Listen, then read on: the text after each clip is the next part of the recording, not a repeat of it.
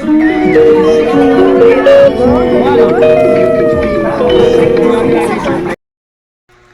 guys! Welcome back to my channel. So for today's video guys, update tayo guys sa product review ko last week lang yata yun kasi 7 days ko na siyang na-use. So 'di ba sabi ko nga dun sa video na magre-review ako for 7 days kasi tuwing meron akong tinatry na product within 7 days kasi guys, makikita mo talaga kung effective siya sa'yo. So ito yung product, saka ito.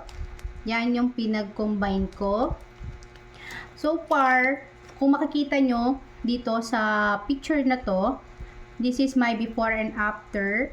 Tapos meron din akong ipopost dito sa gilid ng aking continuous na paggamit. Napansin ko sa kanya at nakita rin naman ni mother na pumuputi nga siya. Pumuputi siya starting ng paggamit ko ng 1 day, 2 days, 3 days, mga ganon. Pero nung nag 4th day na siya, hanggang sa sunod-sunod, nakikita ko na nagkakaroon na siya ng parang dark spot doon sa aking underarm. Kasi na-update ko talaga yung paggamit niya. So, hindi ko alam kung may mali akong nagawa dahil after siguro na mga 3 days, dahil nga sa sobrang init ng panahon ngayon, nagdalawang beses ako naliligo. So, 2 times ko siyang nasasabon. Pero hindi ko siya dinadirect. So, yung bula lang yung ginagamit ko sa kanya. 2 beses ko siya nasasabon. Hindi ko alam kung baka dahil doon, baka nasasobrahan, baka hindi siya pwede na 2 beses siya gamitin sa isang araw. So, ipapakita ko ngayon guys yung aking underarm. So, ayan siya. Nalapit ko. Nung nag 2 days siya guys, nawala na to. Nawala na yan. Saka itong napansin ko, nag-dark po yung ganito niya. Ayan. Tapos yung kabila. Ayan po. Ayan siya. Kung makikita mo, nagkaroon siya ng discoloration. Mayroon siyang babakas na pakingitim. Wala yan nung 2 days ako nag-use hanggang 3 days, wala siya. Pero nung 2 beses ko siyang ginagamit sa isang araw dahil nga paggising ko naghahapat ako dahil sobrang init ng panahon ngayon. So pagdating ng gabi, mga 10 o'clock, naliligo ulit ako, nag-use ko ulit siya. So 2 times ko siyang ginagamit a day. So hindi ko alam kung dahil doon kaya siya nag-dark at hindi ko rin alam kung baka nasobrahan nga tayo. So, yun guys. Kaya nag-update na ako dito ng video. Gumawa na ako ng update video para ma-share ko sa inyo na yun yung naranasan ko nung 2 beses ko na siyang ginamit. Itatry ko pa rin, i-continuous ko pa rin siyang gamitin ng once a day na lang. Ginagawa ko ngayon dahil sa sobrang init din kasi, meron akong ginagamit na solution sa underarm ko. Although nung first and second day and third day ko, ganun na yung ginagawa ko. Sinasabay ko yung solution na yon, yung betadine na niyo-use ko before na para hindi, ayoko kasi na nagdi-deodorant. Kasi tinry ko minsan na siya lang ang gamitin. Ito lang product na to ang gamitin. Dahil nga malakas yung pagpapawis ko, hindi niya carry na siya lang yung nawala akong ilalagay na ibang ng pang-support sa aking underarm. Kaya tingin ko hindi dahil dun sa sinasabay ko na betadine or antiperspirant, feeling ko hindi siya doon nag-start na mangitim.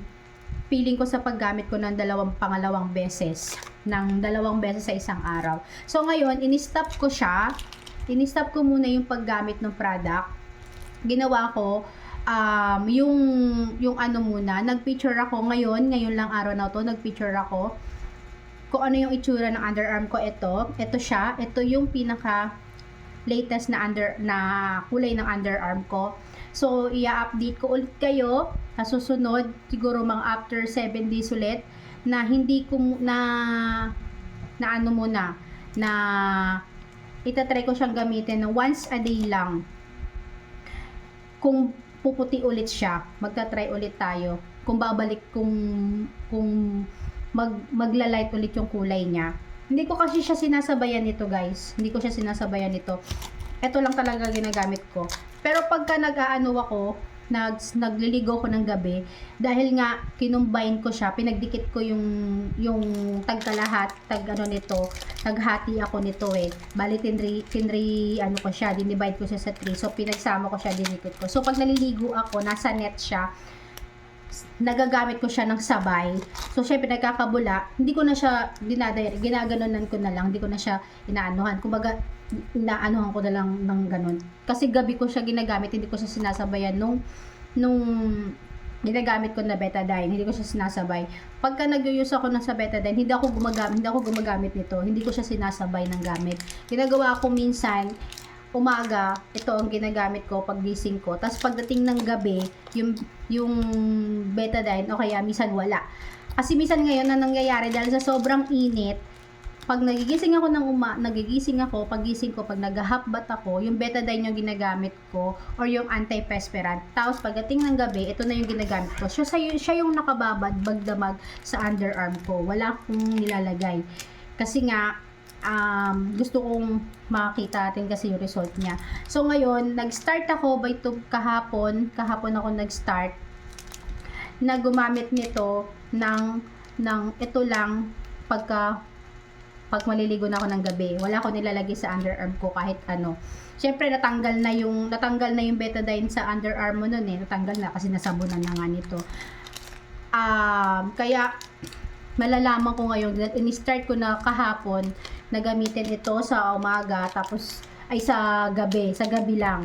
Kasi pag gising ko ng umaga, medyo napapansin ko, diba sobrang init, minsan naaamoy ko na medyo nagkaka-asim yung underarm ko.